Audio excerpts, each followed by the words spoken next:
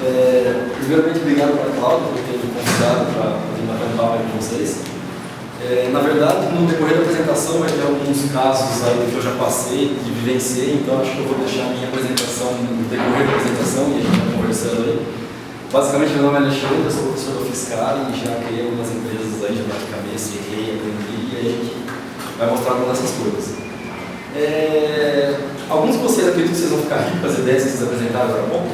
Não. Quem acredita que está aqui? Vai dar papo crédito? Não, na minha ideia eu acredito. Então, de 20 sei lá, pessoas, 2 acreditam. Então, ou seja, o que vocês estão fazendo? Se vocês estão propondo uma coisa, vocês não acreditam que vai dar certo. Por que vocês proporam que o negócio certo? Por que vocês propuseram aquele monte de baboseiro lá, vocês não acreditam que vai dar certo? Eu, Steve Jobs, criei o iPhone e o iPad. Será que eu vou começar a usar o Samsung Galaxy Tab? Então, pô, se vocês estão criando alguma coisa, vocês não acreditam naquilo, então é melhor começar. Então, se vocês não acreditam que vocês estão começando ou pensando em fazer, esquece. Melhor vocês entenderem pipoca na esquina que vocês não vão ganhar dinheiro. Vocês empreenderem que é alguma coisa. Então, esse texto bem básico aqui não é meu não, tá? Então, basicamente, resume um pouquinho aí do que eu acabei de falar. Esse texto é de uns caras chamados Host, não sei se vocês já escutaram falar. Basicamente, o que eles fizeram? Esse texto é em inglês, né? Eu coloquei em português aí para facilitar, mas tem um textinho em inglês. E aqui bem no cantinho tem um negócio que eles escreveram também interessante. Eles escreveram um manifesto ao invés de escrever um business plan. O que quer dizer isso? Ao invés de eles perderem tempo, 200 páginas, 500 páginas, sei lá, 1000 páginas, um ano estudando o mercado, analisando o negócio, blá, blá, blá, eles escreveram aqui um manifesto. Ou seja, a gente precisa fazer coisas que a gente gosta de fazer. Se vocês, sei lá, estão namorando ou são casados, vocês gostam das pessoas que vocês estão juntos ou vocês não gostam? Pra que porra vocês estão perdendo tempo com essas pessoas que vocês não gostam? Larga a pessoa, vai fazer outra coisa. O que vocês estão fazendo aqui? Vocês gostam disso aqui, empreendedorismo, inovação? Vocês não gostam? Não, melhor vocês irem trabalhar, vocês irem assistir um filme no cinema, fazer outra coisa. Então tudo que vocês vão fazer na vida de vocês tem que gostar e fazer com vontade.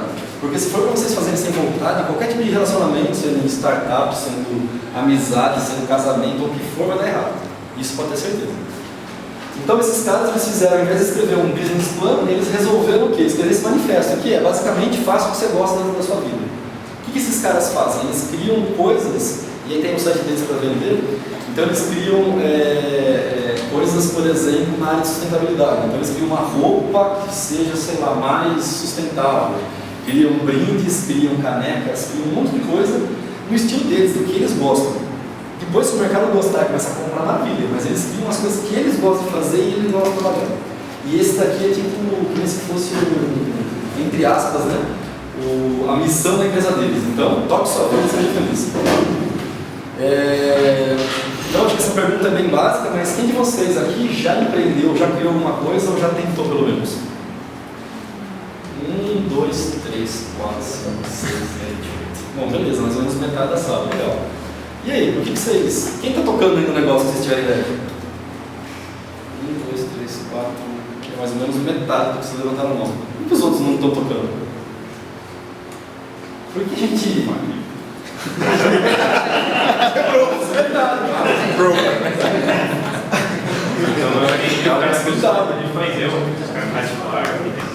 Vendeu, né? Já está milionário. Também tem que ficar milionário. Às vezes o cara vai, o cara gosta de ter ideia. Gosta de ter ideia, gosta de executar. Aí o cara tem a ideia, aí para começar ele executa porque não tem outro jeito. Aí depois que ele vê o negócio funcionando, ele entende. Aí ele ganha uma grana em cima daquilo. Pode ser isso.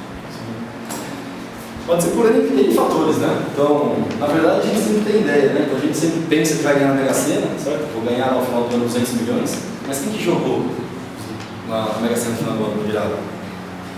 Pois é, por que a gente vai ganhar se a gente não joga? Então, startup é igual, né? Eu tenho uma ideia fantástica. Vou concorrer com, sei lá, com o Facebook. Legal. Por que não começa a criar alguma coisa agora e daqui, sei lá, 5, 6, 7 anos, 10 anos a gente vai ver o resultado? Então, ter ideias é fácil. Eu acho que, na verdade, eu até comentei no almoço, vindo para cá, né, que enquanto vocês estão tendo as ideias aqui, a gente tem lá na China mais, sei lá, 10 chinês mais do que a gente. Então, a gente tem 10 ideias iguais per capita daqui da sala. Qual é a diferença de vocês terem ideia e dos chineses terem ideia? Quem vai executar primeiro? Então, se vocês executarem primeiro e saírem na frente, ou eles executarem primeiro, é quem vai ter o diferencial no mercado. Se você ficar com a ideia guardada daqui 10 anos, 5 anos, N anos, vai ter provavelmente 15 empresas no mercado com a mesma ideia. Eu já passei por algumas experiências de ter ideia, conversar com algumas pessoas e não me animaram muito, eu não toquei a ideia. E aí não foi muito para frente. Até não coloquei aqui, mas depois eu posso comentar com vocês. Quem já criou o business plan? Quem já sentou a bunda na cadeira e tentou criar um plano de negócio? Quão difícil é? Eu fiz até a metade. Cansou, eu vou falar. Os cartazes não saco, mas dá pra gente. Eu faço business plan em planilha. E acho muito legal. Eu já fiz uns 5, 6. Como é que é a experiência? Conta aí pra gente, fazer business plan em planilha. Cara, é legal, porque você vê o negócio acontecendo. Você vê a viabilidade. Na verdade, você faz um plano financeiro. Também. Que é uma parte lá do business plan. É uma parte do business plan. Mas você vê acontecendo. Você vê o que realmente importa, que é o dinheiro. Sim. Como qualquer coisa que a gente vai criar na nossa área, né? Então, assim, qualquer área, se a gente for, vamos supor, vou pegar uma franquia numa fábrica de calcinha. Legal. Eu preciso colocar numa planilha os dados para saber se o que eu estou pagando pela franquia versus estoque, versus mercado, versus compra, versus um monte de coisa, se vai dar certo. Então eu tenho que fazer pelo menos uma projeção para saber se vale a pena investir naquele negócio. Às vezes você acha que a sua ideia nem é tão rentável assim como você achava que era. Sim, às vezes. Por isso que tem análise de viabilidade. Por isso você deve ter comentado lá no começo, aqui na segunda-feira no curso, você fazer uma análise de viabilidade. Será que vale a pena investir ou não? Vou comprar, sei lá, um terreno. Será que ele está bem localizado? Ou vai abrir um presídio do lado e vai desvalorizar? Então, ou seja, vou colocar dinheiro no negócio e depois eu não vou ter retorno. Então você faz uma análise de viabilidade. E acho que quem já criou planos de negócio deve conhecer a complexidade de a gente criar. Por quê? Porque a gente precisa entender de mercado, de financeiro, de várias áreas complexas que leva tempo a gente fazer isso. E aí tem um caso muito interessante, eu não sei se vocês já conhecem, mas desse cara aqui, o Banco do Davi. Quem já escutou falar desse cara? Legal. Basicamente esse cara, ele é nordestino, ele veio morar no Rio de Janeiro, ele com a família e com um filhinho pequenininho. O que aconteceu? Chegou um belo dia, estava desempregado, mulher desempregada, e não tinha dinheiro para dar leite para a criança. Aí ele falou, pô, preciso me virar, vou ver o que eu vou fazer. O que ele fez? Foi no mercado, acho que tinha, sei lá, o leite custava R$2, ele tinha R$1. Em vez de ele comprar um leite, ele comprou um monte de chocolate e bala. Aí ele foi no semáforo, vendeu os chocolates e a bala, voltou no mercado, comprou mais chocolate e bala, foi no semáforo, vendeu mais chocolate e bala, e aí no final do dia ele chegou na casa dele com uma caixa de leite e um monte de chocolate e bala. Aí a mulher dele falou, meu, você tá doido, né? Eu pedi pra você comprar leite e chocolate e bala aqui de casa. Ou seja, alguma coisa aconteceu errado. E aí ele falou, não, eu tive uma ideia e eu vou começar a tocar essa ideia.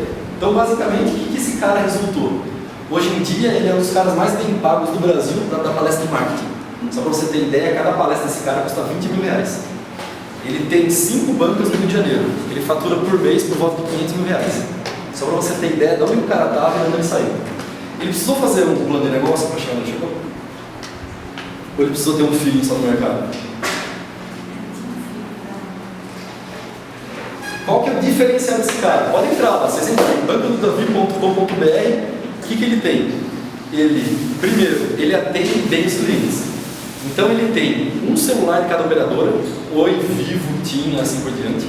Quando o cliente liga, ele sabe quem que é o cliente. Oi, João, tudo bom? E aí, gostou da revista Veja de ontem? Pô, hoje tem, sei lá, a revista Isto É, falando mais ou menos do mesmo assunto. Você tem interesse em comprar a mesma revista? Quer dizer, uma revista parecida com o mesmo assunto? Então ele conhece o cliente pelo nome, ele tem um celular de cada marca, de cada operadora, porque cada um gosta de ligar sem pagar, obviamente. Então se você é da Vivo, você liga para a Vivo, você não paga. E ele entrega na casa dos clientes, então o atendimento dele é excepcional. Então, ou seja, esse cara aqui ganhou as pessoas para o atendimento. E aí hoje em dia ele faz promoções mensais. Então, ó, quem for o cara que mais comprar na minha banca vai ganhar um tratamento odontológico, não sei onde. E é exatamente assim a promoção dele. Quem não sei o que vai ganhar, e esse daqui é uma festa de entrega do prêmio. Porque como alguém ganhou, ele fez uma festa com um balãozinho de entrega do prêmio para a pessoa. Isso com barraquinha de camelô no centro do Rio de Janeiro. Então, ou seja, olha onde ele saiu, quando ele foi. Então, se vocês pesquisarem, tem um monte de história desse cara. Bom, ele não precisou planejar. Podia ter dado errado, obviamente, como muitos de nós, que vai tentar criar alguma coisa. Mas ele analisou o mercado, olhou que tinha uma deficiência, foi atrás, atendeu bem e hoje em dia ele está aumentado. Se a gente fosse ver num ciclo básico de startup, o que ele deveria fazer?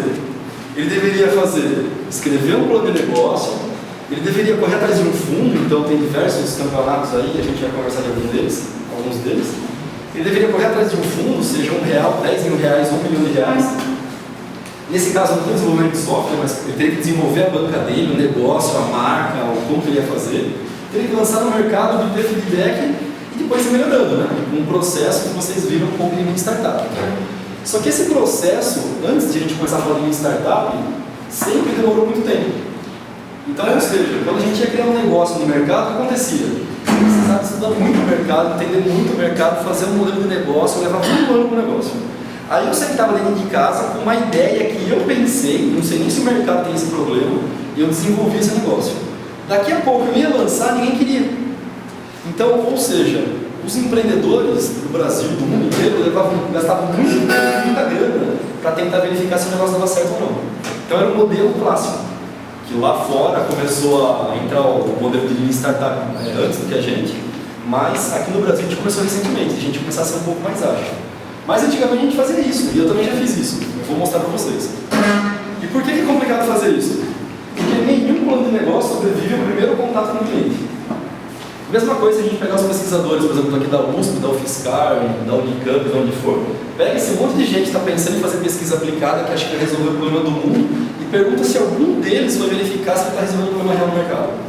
Ou seja, ele está fazendo pesquisa de porra nenhuma. É a PPI, porque não serve para nada o que ele está fazendo, ele está comendo dinheiro do governo e tirando lixo. Então é exatamente isso que o pessoal faz. Porque se eles tivessem ido no mercado, identificado um problema, fazendo uma pesquisa real, ia gerar um Google, um Facebook, um Twitter lá na frente e todo mundo ia ganhar dinheiro. Um PayPal, ou o que seja. Mas, infelizmente, no Brasil é assim, ainda. Então, ou seja, a gente levou muito tempo fazendo o negócio. Chegou lá no cliente, o cliente fala, pô, não é isso que eu quero. Será que, por exemplo, tirar foto lá na balada, o grupinho que está fazendo lá, tirar foto lá na balada e postar a foto de todo mundo, dos amigos e criar uma rede social, será que é isso que o pessoal quer? Sim. Eu fui lá conversar com o cara de casamento, do cara de evento de balada, de rave, de, sei lá, Rock in Rio, de tudo quanto é coisa. Cada evento tem as suas peculiaridades. Será que o pessoal quer isso ou não quer? Ou será que você está desenvolvendo de 6 meses a lançar e ninguém quer? Gastei meu tempo, não vai adiantar de nada, tem que jogar no lixo, gastei grana, porque tempo é grana, não deu de nada. Por que isso? Porque normalmente a maior parte dos produtos falham. Então se vocês forem procurar aí no Google Startups Fail, você vai ver que tem um gráfico lá com um monte de startup, um monte de logo e mais da metade falhou. Então tudo que a gente começa a criar nem sempre dá certo. Então lá no final tem até algumas dicas, mas vocês que têm ideia na cabeça, falem para sua mãe, falem para o seu pai, falem para a vizinha, falem para o cachorro, para ver se ele está risado, vai buscar um oncinho, falem para todo mundo. Porque vocês precisam saber se as pessoas estão gostando daquilo lá que você está apresentando. E melhor, para você coletar feedback e melhorar o processo. Porque às vezes a ideia começou lá no início, mudou um monte. O PayPal, todo mundo sabe como surgiu. O PayPal é a parte de pagamento. O PayPal começou como uma empresa de segurança. Só que era tão boa a questão de segurança deles e as pessoas envolvidas em criptografia que eles se tornaram um meio de pagamento. Então, ou seja, eles começaram atirando de um lado e foram para o outro lado. Por quê? Feedback do mercado, interação com pessoas, assim por diante. E vários exemplos, a gente poderia ficar aqui até a noite falando diversos exemplos. Que começou de uma forma, mas com feedback do mercado, de investidor e de pessoas, acabou mudando forma. Então, ou seja, vocês têm uma janela no mercado, que, por exemplo, tem N coisas acontecendo aí que pode ser interessante, só que isso daí tem que acontecer logo. Não adianta vocês terem essas ideias que vocês tiveram aqui, em 2074 você lançar o produto. Pô, 2074 você vai fazer assim, vai tirar uma foto e postar lá e saber com quem está na balada. Mudou. A tecnologia é outra, o segmento é outro, o momento é outro. Então, o momento é agora. E aí tem vários caminhos aí do desastre, né? Então, na verdade, a gente está começando a pensar ainda no plano de negócio, antes de falar de Lean Startup, aonde, na verdade, a gente está tentando resolver um problema que não existe. Acabei de falar aqui dos pesquisadores e de pessoas que a gente está tentando empreender no mercado. Se a gente não for no mercado, a gente não sabe se o problema tem. Por exemplo, vou querer criar, sei lá, vamos pensar em alguma coisa, vou querer criar um software que facilita a entrada nas baladas. Então, ao invés da pessoa ficar na fila lá, ela vai entrar automaticamente. Mas eu fui conversar com algum cara de balada para saber se aquele é o problema que ele está enfrentando, ou o problema de balada é problema de briga, ou é problema de, sei lá, as pessoas que entram lá e nem sabem direito o RG, o CPF das pessoas, então, se dá um problema, alguém se mata na balada, como que eu rastreio esse cara? ou é problema de bebida alcoólica para menor de idade, ou é problema, sei lá, da música que a pessoa não está gostando, mas não tem como interagir com o DJ. Então qual que é o problema efetivo da balada? A gente acha que é esse, que é o problema de fila na entrada, mas a gente não tem certeza. Então, ou seja, a gente está tentando resolver um problema que não existe. A gente tem que ir lá no mercado, aquelas hipóteses que vocês cansaram de escutar agora há pouco, e tentar validar. Porque se não é um problema que está existente no mercado, cancela, pula e vai para a próxima etapa. Tenta resolver um outro problema. O cara que faz lá o Rock in Rio, qual que é o maior cara de São Paulo que faz um monte de evento? Então assim, quem são esses caras que você tem que ir atrás para responder essas perguntas?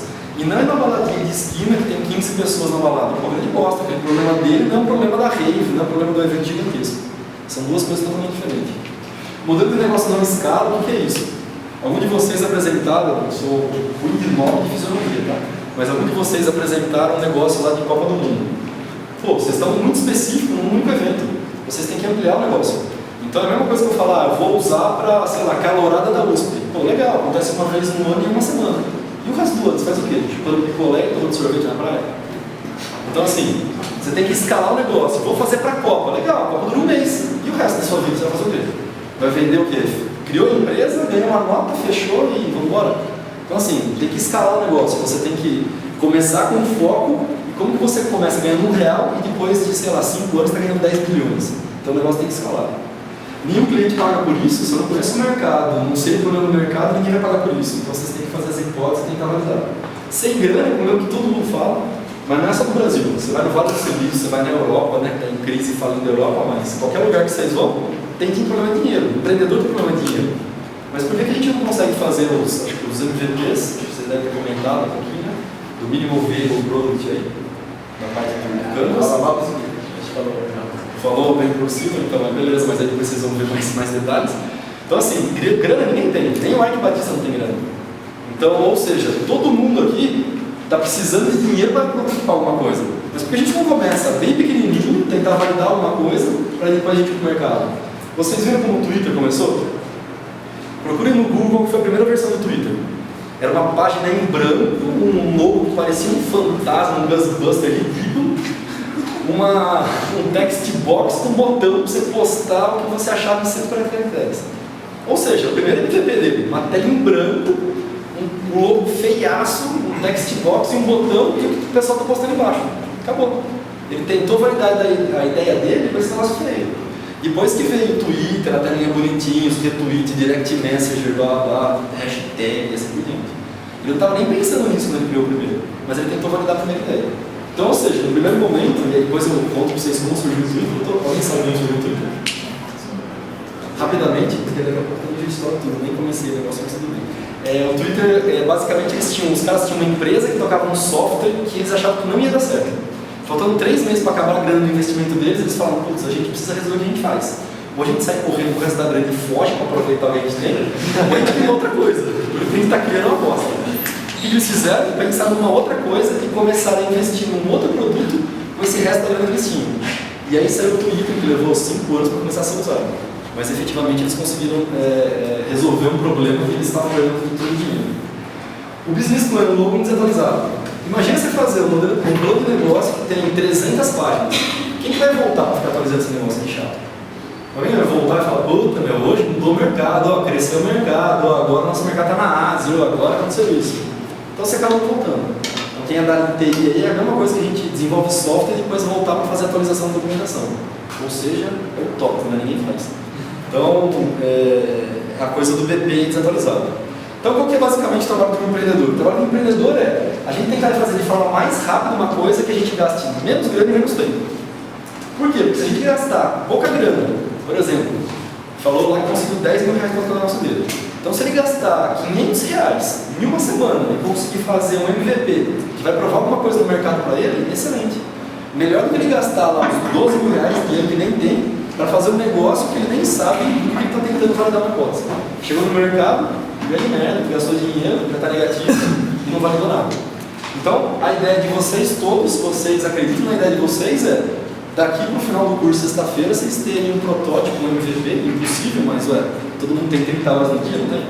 Então, ou seja, daqui para sexta-feira, faz um protótipo e coloca no ar. Vai dar certo? Não sei.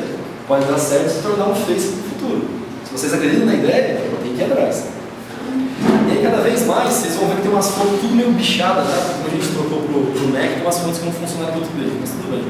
Então cada vez mais nesse mercado a gente precisa de agilidade, ou seja, ser cada vez mais rápido. A gente está conversando aqui, o carinha já está prototipando já a ideia do evento, da Copa do Mundo, do negócio de tirar foto, já está prototipando já. Vai lançar na web. Vocês estão sentados aqui escutando um palhaço falar. Então, ou seja, cada vez mais agilidade vocês vão precisar ter. Cada vez mais rápido. Então assim, uma vez alguma coisa ser ágil, depois ser mais veloz. Então vocês vão precisar cada vez mais ter velocidade no que vocês fazem. Ah, mas é complicado, a internet, muita informação, pô, beleza. Qual que é a diferença? A diferença é quem consegue processar mais rápido as informações que estão acontecendo no mundo real. Por isso que a gente tem o Twitter, tem o Facebook, tem um monte de coisa. Então informação, todo mundo tem acesso. Todo mundo tem seu computador, tem os sites que acessam e assim por diante. Quem que tem a maior vantagem competitiva e a maior velocidade para responder ao mercado? Quem consegue acessar mais rápido as informações e responder a isso daí. É assim, por exemplo, a Bolsa de Valores trabalha. Está aí as informações. Petróleo está não sei o quê, guerra não sei aonde e assim por diante. Quem que não perde dinheiro? Quem consegue analisar aquelas informações, processar mais rápido e arrancar o dinheiro da Bolsa antes da Bolsa começar a cair. Quem não tem esse poder de raciocínio, vai esperar começar a cair a Bolsa para tirar dinheiro e vai perder dinheiro. Então, cada vez mais velocidade. Cada vez mais interatividade, ou seja, a web está aí. Por que você não pode, por exemplo, criar uma startup, um cara da China, um cara dos Estados Unidos, que se complementem em habilidades, um cara daqui da USP, e lançar colaborativamente na web? Então assim, o mundo cada vez mais interativo. Vocês estão cada vez mais na web, cada vez tem mais opções de validar isso. Bom, ficou feio pra caramba, mas validação do mercado. Por quê? Novamente, repetindo, batendo na tecla, só para ficar bem fixo aqui. Não adianta nada vocês pensarem uma coisa sem validar. Então precisa ir lá para o mercado e ver o que eles estão achando. Ah, quero fazer um produto para o shopping. Legal. Atravessa ali a ponte, vai no shopping, chama o gerente do shopping para uma reunião e conversa com o cara. Ó, tô pensando em fazer isso, isso, isso. O que você acha? Eu falo, pô, serve para nada esse negócio. Beleza, valeu, obrigado. Vou tentar raciocinar, depois eu volto aí. Então, feedback do mercado e validar no mercado. Não adianta a gente conversar só entre a gente e depois que ninguém conhece. Por exemplo, alguém aqui é da área de agronegócio? Ninguém. Imagina a gente criar uma startup na área de agronegócio. Que bosta! O que a gente conhece da área de agronegócio? Mas qual é o problema daquela área? Tem bicho, tem minhoca, tem agrotóxico, tem o quê? Não sei, mas não me ideia o problema. Ou seja, a gente vai fracassar porque a gente nem conhece o que está acontecendo lá. Então, normalmente, a gente acaba tentando criar coisas que é mais ou menos do nosso segmento. Sei lá, trabalho com, sei lá, vamos chutar, não é com isso, mas trabalho com, sei lá, com nutrição. Então, legal, eu vou empreender nessa área de nutrição, que é uma área que eu conheço, estudei e assim por diante. Não adianta eu entender de nutrição e vou empreender na área, sei lá, de construção civil. Pô, não entendo nada desse negócio. Feedback cada vez mais constante, obviamente. Então, ou seja, para vocês terem feedback, vocês precisam falar. Antigamente, o pessoal assinava NDA. Não sei se vocês sabem o que é NDA. Um negócio, por exemplo, eu vou numa reunião com a Motorola, ele me faz assinar um documento que nos próximos 5 anos eu não posso nem fazer projeto com nenhum parceiro, tipo Ericsson, Samsung e assim por diante, e nem criar uma empresa desse segmento. Por quê? Eu tive informação privilegiada de qual que vai ser, sei lá, o próximo lançamento da Motorola, o próximo software e assim por diante. Antigamente, para startup, o pessoal assinava NDA. Porque, ou seja, eu estou falando uma ideia que ninguém vai poder copiar, ninguém sai dessa sala aqui pode copiar nem fazer nada na área. Hoje em dia esquece, os investidores não estão afim de ficar assinando NDA. Então, para vocês coletarem feedback, participem dos eventos. Só aqui em São Paulo tem, sei lá, uns 200 eventos na área de Venture Capital e assim por diante. Então, ampliem seu network, vão no mercado e comece a visualizar possibilidades. E aí, nesse mundo aí de agilidade, interatividade e assim por diante, surgiu uma startup aí da vida, né? Ou seja, aqui a gente começa com cultura e educação nessa área muito tarde, né? Mas lá nos Estados Unidos, Europa, um carinha de 5 anos de idade já sabe de startup e tem, se você procurar, estou falando verdade, parece brincadeira, mas se procurar no WIPO, que é o principal escritório de propriedade intelectual do mundo, patente, tem um monte de patente de criança de 5, 6, 7 anos de idade. Ou seja, lá eles começam com educação, empreendedorismo, inovação, propriedade intelectual muito cedo na escola. Ou seja, a criancinha faz aquele desenho ridículo, tudo pintado, feio pra caramba. A professora lá com 3 anos de idade fala pra ele, ó, tá vendo esse desenho que você fez? Você tem propriedade intelectual em cima disso. Porque você que fez, você pode registrar isso daqui para ganhar dinheiro com isso. Então, desde 3 anos de idade. Então, ou seja, eles começam uma cultura muito cedo disso. A gente começa a escutar quando sai da graduação e lá. Quantos de vocês viram na graduação alguma coisa de empreendedorismo, inovação, startup, alguma coisa assim? 1, 2, 3. Ou seja, ainda no Brasil é muito fraco. E eu acredito que um monte de vocês fez universidade pública. E aqui no Brasil, ao contrário, que fala que é mais bem qualificada. Mesmo assim, a gente não viu. Então, ou seja, imagina, a criancinha no ensino básico já está vendo e a gente vê nem na graduação. A gente tem que sair no mercado, bater cabeça e aprender. Bom, e aí o básico, né, de startup, então não vou nem falar mais disso, porque vocês já viram 200 vezes, né, das hipóteses, testar, blá, blá, blá, blá. E aí uma das coisas uma das 3 coisas bem interessantes, que é o pilar aí, não sei, alguns podem concordar ou discordar, mas basicamente esse aprender rápido e falhar rápido. Uma coisa que no Brasil a gente não tem muito essa cultura. Então imagina você, por exemplo, no 3º ano de medicina, virar para o pai de vocês e falar, puta, estou largando medicina, vou fazer fisioterapia. Vai falar, puta, mas você é uma anta, que burro, meu. Você escolheu um curso, agora você não vai terminar essa bosta, pode voltar lá e fazer medicina. Então aqui no Brasil a gente tem essa cultura que a gente não pode falhar, que a gente tem que sempre acertar, sempre dar certo e sempre conseguir as coisas. E é mentira, na verdade, a gente tem que falhar mais vezes para a gente aprender mais vezes, para algum dia a gente acertar. Então, ou seja, os profissionais aqui no Brasil mais bem pagos são aqueles caras que já faliram 5 empresas, 7 empresas, 10 empresas. Por quê? Ele sabe exatamente o que não fazer para falir a próxima. Porque ele já errou 200 vezes, então ele sabe alguma hora, como não fazer cagada, porque pô, não é possível o resto da vida fazer cagada. Então os profissionais mais bem pagos por grandes empresas, Google e assim por diante, são esses caras. O Business Model Canvas, que é o que vocês já fizeram, apresentaram aí, e o MVP, o Minimum Viable Product, que aí vocês vão ver, acho que mais detalhes. Mas essas basicamente para mim as 3 principais coisas de uma startup. Ou seja, eu consigo fazer o negócio geral do meu negócio, aquelas 9 áreas que vocês viram, consigo colocar num PPT e apresentar para qualquer pessoa em 5 minutos. Então, ou seja, eu começo mais rápido, não preciso ficar fazendo aquele modelo de negócio de 500 páginas. Eu consigo, através do meu Business Model Canvas, como que eu prototipo uma coisa bem pequenininha para poder trabalhar no mercado. Quando que antigamente eu tinha que fazer um negócio gigante e eu tinha que desenvolver o meu software de, sei lá, 200 milhões de linhas de código para eu poder chegar no mercado. E o errar e sempre tem que aprender com isso e continuar. Mas isso é muito cultural. Então a gente vê aí no mercado, em empreendedores, ventures capitals, anjos da vida e assim por diante, que não é todo mundo, por mais que todo mundo fale de startup maravilhoso, bonito, pô, legal. Mas na hora lá, por exemplo, você se inscrever e conversar com alguém, o cara fala assim, cadê o seu business plan? Aí você fala, pô, eu estou sendo ágil pra caramba para uma startup, para sair com o mercado, para validar, para testar não sei o quê. Agora tem que parar, então escrever um modelo de negócio com 200 mil páginas, depois de um ano de entregar, participar do concurso. Por mais que às vezes a gente não tenha uma correlação muito grande, mas você pode ver que a maior parte dos eventos não estão mais pedindo business plan. Então todos os eventos que eu participei nos últimos tempos, tirando um grande, acho que todo mundo já conhece, que é FGV, Intel, esse desafio aqui da FGV, então, que é o Desafio Brasil, vocês entraram, acho que é desafiobраsil.com.br, e esse é um dos poucos que ainda persiste e você tem que mandar um plano de negócio. Por mais que eles reduzem para 20 páginas, mas você ainda tem que escrever um plano de negócio para dar para eles. A maior parte é uma apresentação, lá 10 slides, 10 minutos, sei lá, fonte 30. Que é um negócio de um cara chamado Guy Kawasaki prévio. Então eu acho que todos vocês deveriam ver um vídeo no YouTube desse cara. Depois eu escrevo que não usa o nome dele.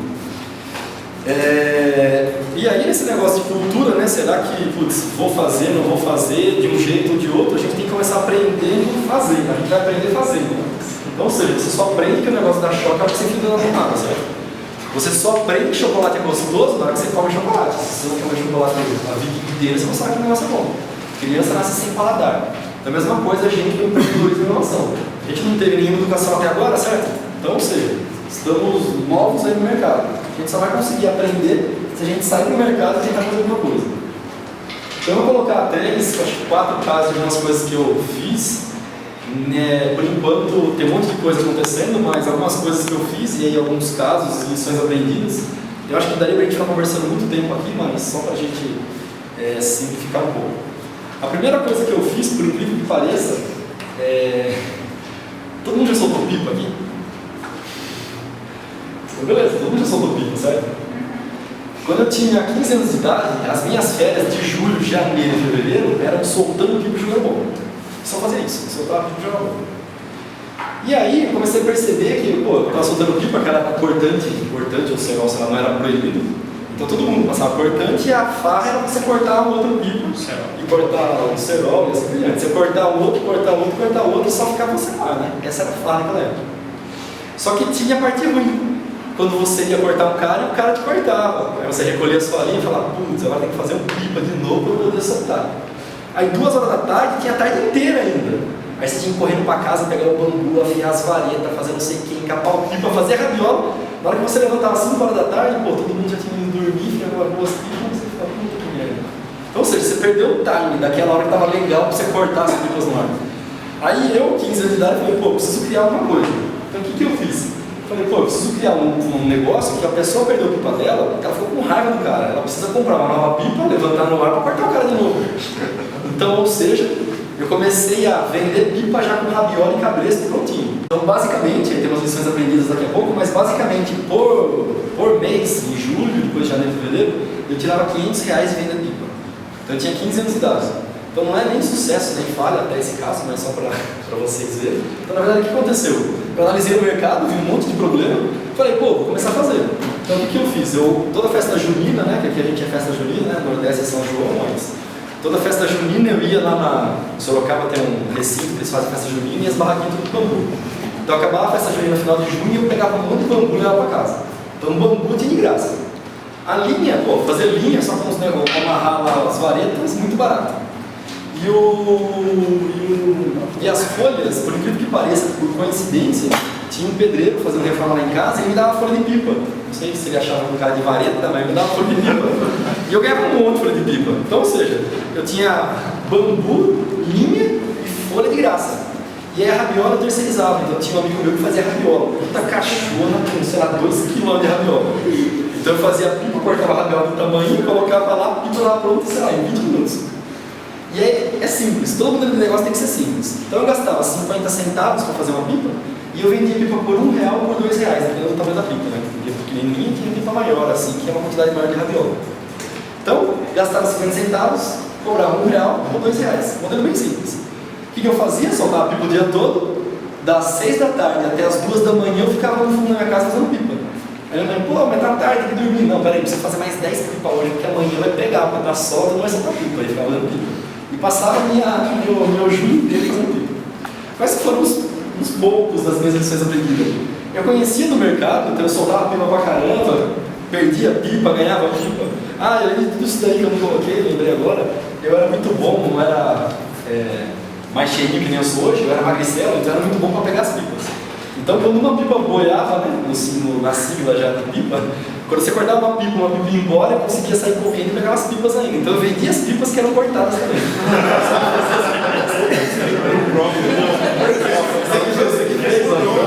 Ensinou a reconhecer essa pipa. Não, o problema é dele. Tá na rua, eu peguei.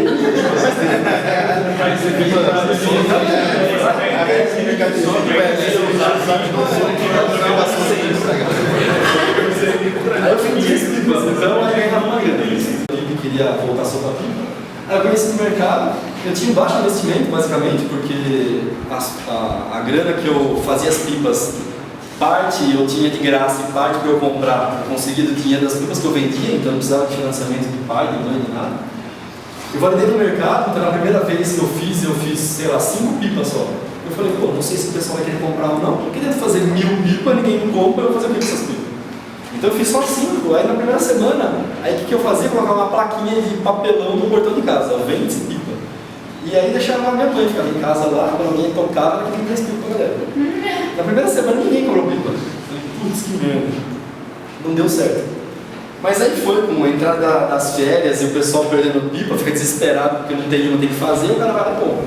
E aí depois deu sucesso, eu fiquei dos 15 a 16 anos fazendo isso. Então eu fiquei 2 anos ganhando dinheiro com esse negócio. Ciclos rápidos, então, ou seja, eu fazia pipa porque era para vender no dia seguinte, eu não fazia pipa para vender daqui a um mês. Então eu fazia à noite, 8 pipas. No dia seguinte eu vendia às 8, já alguém procurando plus, não tem mais. Aí eu virava à noite, vou fazer mais umas 8 ou 10, porque teve mais procura do que ano, e assim, mais demanda, mais e assim por diante. E aí no dia seguinte eu vendia pipa e ficava fazendo, então eram ciclos rápidos, eu não fazia 200 pipas para poder validar. O modelo de negócio simples, para tudo tem que ser simples. Custa R$1, vende por 2, básico. Ah, não, porque tem que pagar um FII mensal, porque é um aluguel, porque é a linha, porque não sei o quê. Pô, é muito complicado, o cliente não entende. Então tem que ser básico. Ó, seguinte, custa R$1 só, maravilha. Então para mim, 50 centavos R$1, eu ganho 100%. E não fiz modelo de negócio. Analisei o mercado, vi esse problema aí. E comecei a fazer. Aí, fazendo esses slides, eu falei, nossa, que legal, né? Fiz mais ou menos um ritmo de Lean Startup há 15 anos atrás. Falei, putz, massa. Aí no decorrer dos slides vocês vão ver que eu fui um bosta, mas vocês vão perceber por quê.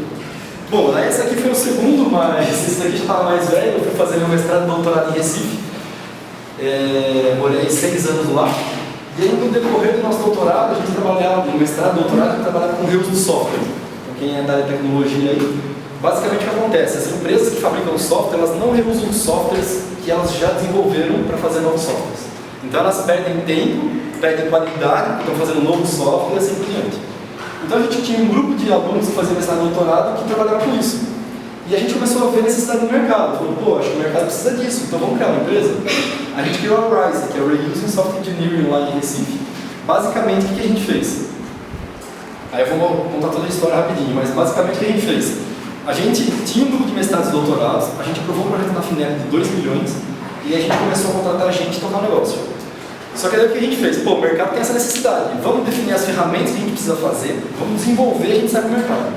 Ou seja, desenvolver uma ferramenta chamada BART, que basicamente é um plugin para todas as ideias de desenvolvimento. Quando você está programando, escrevendo um método, ele está procurando em SourceForge, um monte de ferramentas, um monte de coisas open source da vida para reusar partes de métodos ou partes de código. O core é quando você tem um componente pronto já, componente, sei lá, de exportação de relatório para a plataforma Office, sei lá. Então você cadastra o componente aqui, tagueia o componente e assim por diante, então você consegue buscar coisas mais estruturadas do que só cadastro de código.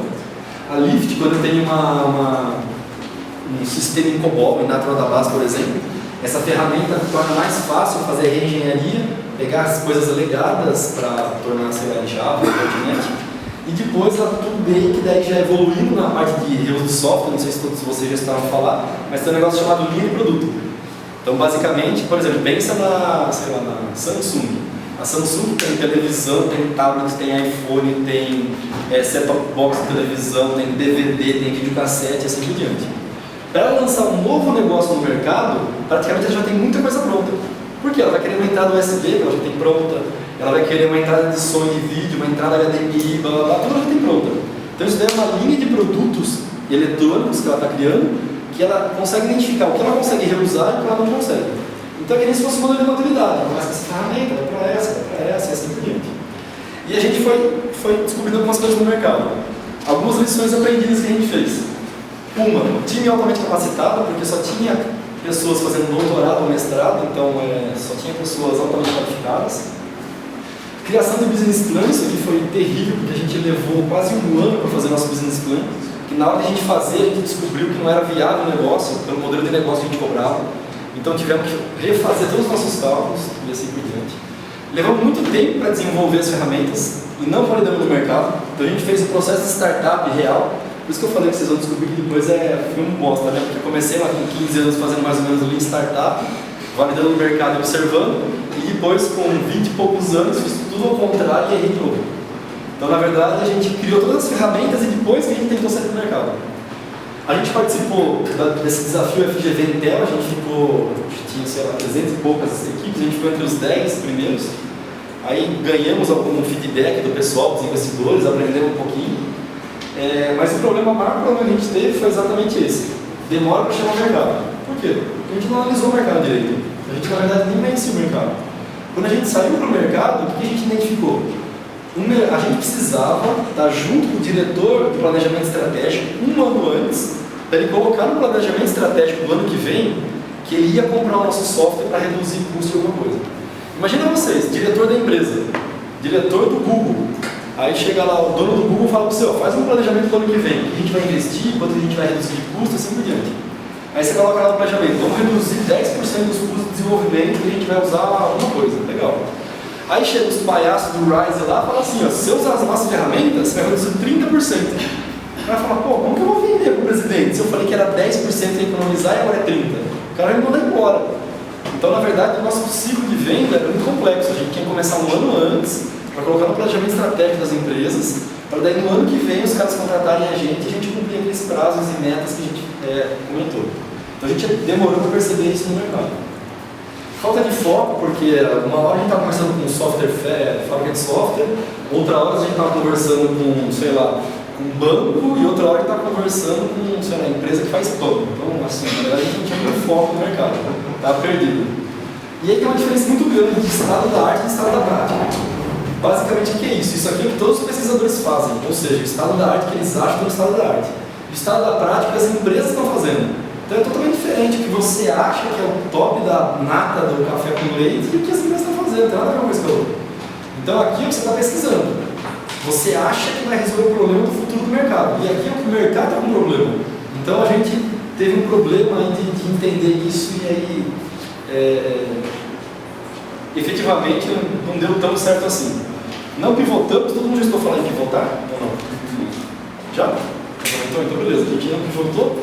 Perdemos grande oportunidade. Todo mundo conhece CIT de Campinas? Uma das grandes fabricantes de software do Brasil. Eles têm uma empresa, agora não vou lembrar do nome, mas bom, eles incubaram uma empresa dentro deles na área de rede de software. Não, eu acho que é uma outra, eu não lembro o nome agora. TM? Não é. Bom, não vou lembrar agora, mas daqui a pouco vocês lembrarem a gente conversa. Eu estou vendo o tempo aqui, já está estourando daqui a pouco, mas vamos chegar. Basicamente, eles foram atrás da gente em Recife, então o presidente da CIT, um cara que criou essa empresa, que era o diretor da CIT, foi em Recife e eles queriam fazer uma parceria estratégica com a gente para a gente sair para o mundo inteiro vendendo esse negócio. Porque a gente tinha conhecimento da estado da arte e ferramentas e eles tinham conhecimento do mercado. Resumidamente, depois de, sei lá, 2 semanas conversando com os caras, o que eles queriam? Eles iam ter 75% do negócio e a gente 25%.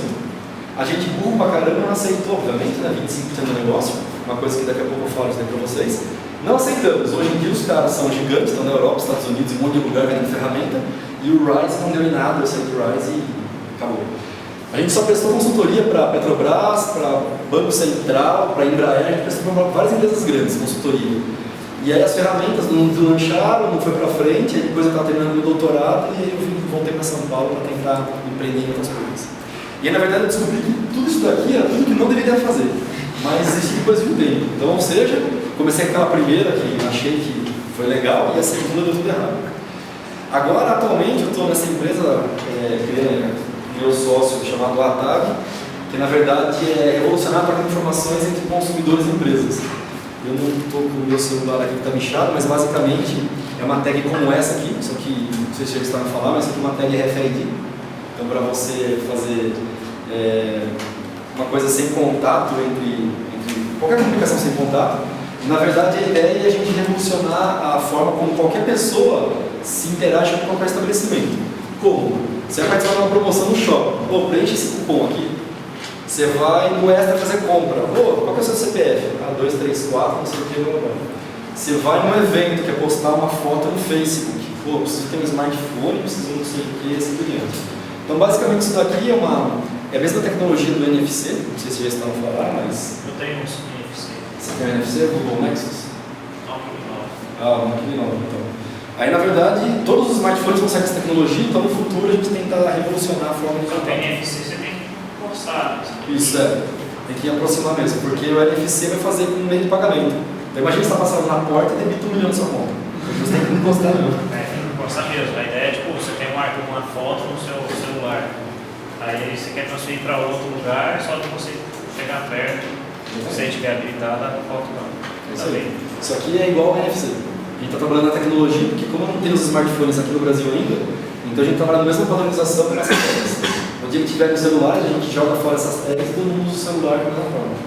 Então essa é a ideia dessa tag aqui. E aí, quais são as lições aprendidas? A gente está tocando ainda, tá? Mas algumas coisas que aconteceram. Então, monte seu time. Isso aqui é muito complicado. Porque, na verdade, você precisa de pessoas que se complementem. Então, vamos pegar, eu sou programador, outro programador. Que bosta, time de merda. Porque, na verdade, ninguém conhece o mercado, ninguém conhece administração, marketing, um monte de coisa que você precisa conhecer.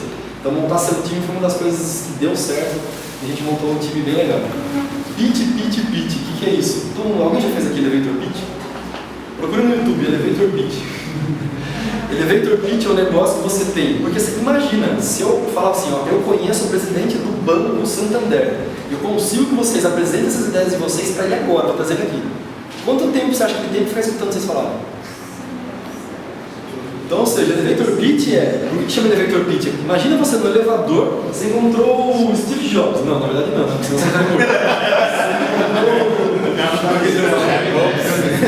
Você encontrou o Mark Zuckerberg, você encontrou um cara do seu lado. No elevator pitch, o quê? Você tem 1 minuto para você falar do seu negócio e convencer o cara a colocar dinheiro no seu negócio. Então, por isso, pitch. Fale para todo mundo que você imaginar para te dar feedback e melhorar o negócio. Não desista. A gente já faz 2 anos tocando esse negócio. A gente já tomou puta cacetada nesse FGV Intel falando que a gente era um bosta, não sei parar que a gente ia fazer. Porque no primeiro momento a gente queria que isso aqui fosse micropagamento. Então imagina, sei lá, se alguém tem filho aqui, colocar R$100 e vai pra balada.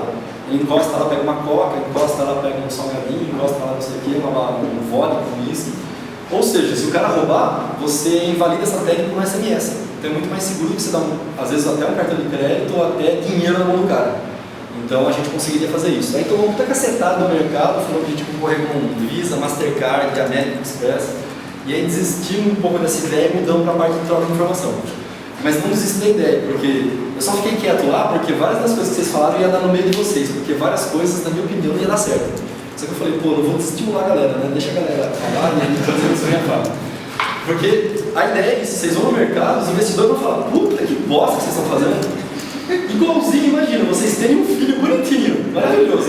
Aí você chega na casa do seu amigo, puta criança feia. Então, ou seja, é o seu filho, você teve essa ideia, você está criando esse negócio. E aí o cara chega lá e fala que é uma bosta, não serve para nada, não vai resolver nada. É isso que vocês vão encontrar no mercado. Mas se vocês acreditam, vocês vão atrás, vocês persistem, vocês vão conseguir. A gente incubou o Flextronics, acho que eu comentei no almoço, não sei se todo mundo conhece a Flextronics. Então a Foxconn é a concorrente da Flextronics. A Foxconn produz o iPad, o iPhone, e a Flextronics produz impressora HP, o Xbox, BlackBerry, assim por diante. Eles estavam incubando, eles estão lá em Sorocaba, eles estavam incubando empresas, a gente fez um PPT. Então, basicamente, pegando aquele negócio do Business Model Canvas lá, colocamos o nosso PPT um pouquinho estruturado, apresentamos para os caras e eles curtiram a gente. Porque eles são centro de excelência em RFID na América Latina, e a gente precisava aprender de RFID. Então a gente procurou a incubação deles. Já saí de lá faz uns 6 meses, mas aí lá a gente conseguiu prototipar e validar a sua ideia no mercado. Então a gente começou com a ideia de meio de pagamento, fizemos nosso primeiro MVP validando no mercado, depois mudou umas coisas de evento, fizemos nosso MVP validando no mercado e fomos tentando fazer um monte de MVP. Já estamos, sei lá, em que MVP? Fizemos vários MVP e validamos várias coisas. Já sabemos de coisas, por exemplo, da balada de tirar foto, tem várias coisas que a gente aprende no mercado, não sei se vocês comentaram. Porque a gente foi lá, validou, conversou com o cara, fizemos uma balada de 2.000 pessoas, vimos se dava certo, se dava errado, o pessoal curtia, se não curtia, e aí aprendemos algumas coisas.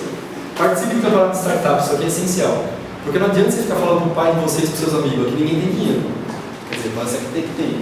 Como todo mundo fala, né? FFF, né? Que é Friends, Fools e Family.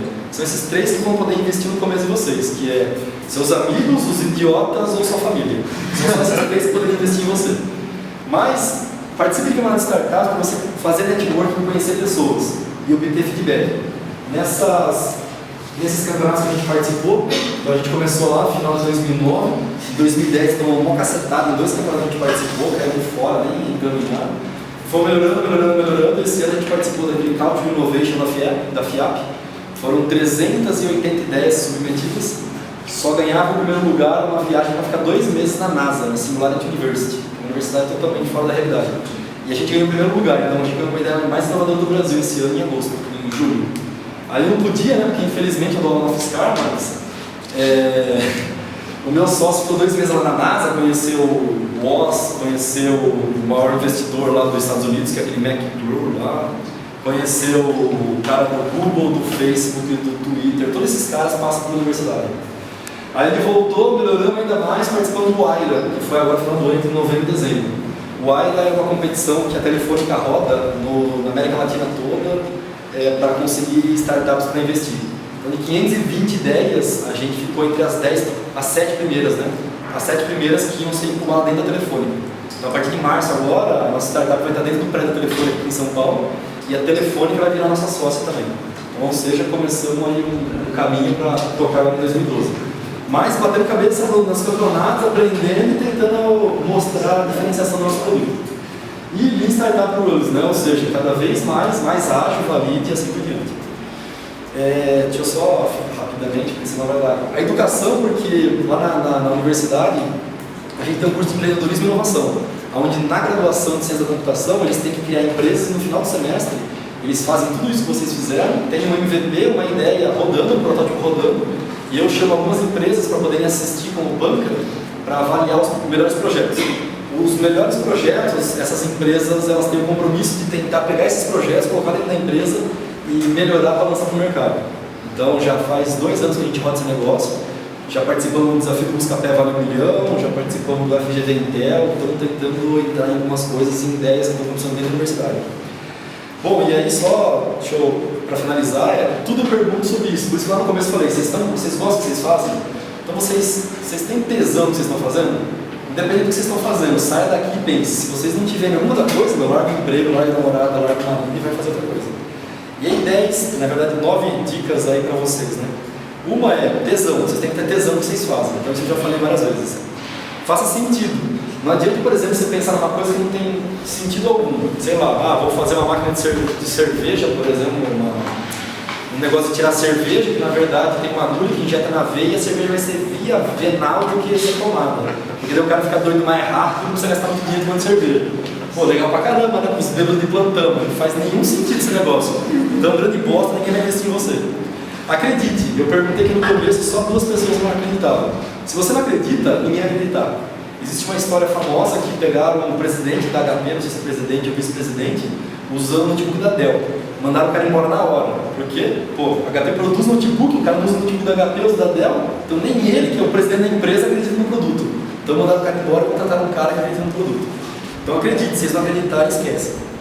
Ou seja, vocês pensem em coisas que vocês não conhecem, quem poderia ajudar vocês. Porque senão vocês vão estar ferrados aí no mercado. Porque na hora que o investidor fizer uma pergunta, que, por exemplo, investiram 10 mil na ideia do rapaz ali. Aí o cara vai falar assim, beleza, coloquei 10 mil, mas eu tenho mais 10 milhões no bolso, se eu colocar agora 10 milhões, o que você faz com esse dinheiro? Ah, não sei. Pô, fudeu o investimento. Então, ou seja, tenha pessoas que se complementem para saber responder as perguntas. Fale para o mercado, para quem for, já falei isso aí. Concretize sua ideia, MVP, então isso que vocês vão aprender, provavelmente não vai dar tempo, mas quem acreditar, depois, na semana que vem, terminando o curso, crie isso daqui, coloque no site, na web, é muito barato. Tenha risco como tudo na vida. Você não sabe se vai dar certo, se você vai ganhar dinheiro, se você vai falir, se você não vai. Então por que se vocês não acreditam mesmo, você não hipoteca a casa da sua mãe no banco, pega 100 mil reais e investe na sua empresa? Pô, você não acredita? Hipoteca a casa da sua mãe, porque se não der certo, vai falir a família. Mas é isso que você acredita mesmo. Melhor que você sair no mercado, pegar investidor e o cara pegar 50% da sua ideia. Aí é um outro bate-papo aí de percentual. Tenha desapego emocional, a história do seu filho. Então, quando você criou aquele negócio, você acha que é a melhor coisa do mundo. Então, aceite crítica para você melhorar e ter feedback. Não ache que você criou a melhor coisa do mundo, revolucionária e vai mudar o mercado como um todo. E a última, fale. Vocês precisam falhar, porque se vocês não falarem, vocês não vão aprender. Tem que errar e tanto feio quanto faz. A gente tem muito obstáculo, né? Mas o que falta é isso aqui. Vocês tiraram um lugar e começar a fazer. Porque vocês tiveram uma ideia. Agora eu duvido se semana que vem alguém vai pensar nessa ideia e continuar com essa ideia tocando. Fiz cursinho lá, peguei umas bostas que a Karine falou pra mim, de startup, não sei o que. Tá bom. Vamos continuar meu trabalho, ganhar meu dinheiro aqui, vamos embora. Então, tem que tirar efetivamente a bunda da cadeira e fazer. Não, mas sábado eu quero tomar um show com meus amigos, domingo eu quero uma churrascada. Pô, então você está no lugar errado. Empreendedorismo é trabalhar à noite, final de semana, madrugada, para você conseguir. Você está investindo tempo, tá? Para ver se algum dia vai dar certo. Você não sabe se vai dar certo.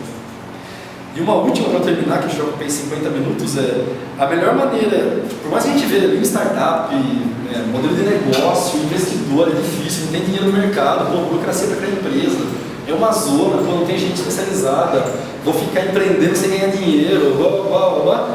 A melhor maneira para vocês começarem é com vocês mesmos, quando vocês não mudarem a consciência de vocês. Independente se vocês vão fazer de forma mais ágil, menos ágil e bater cabeça no mercado, é que vocês têm que começar e aprender. E acho que era isso. Consegui falar rapidinho. Alguém tem alguma pergunta super rápida?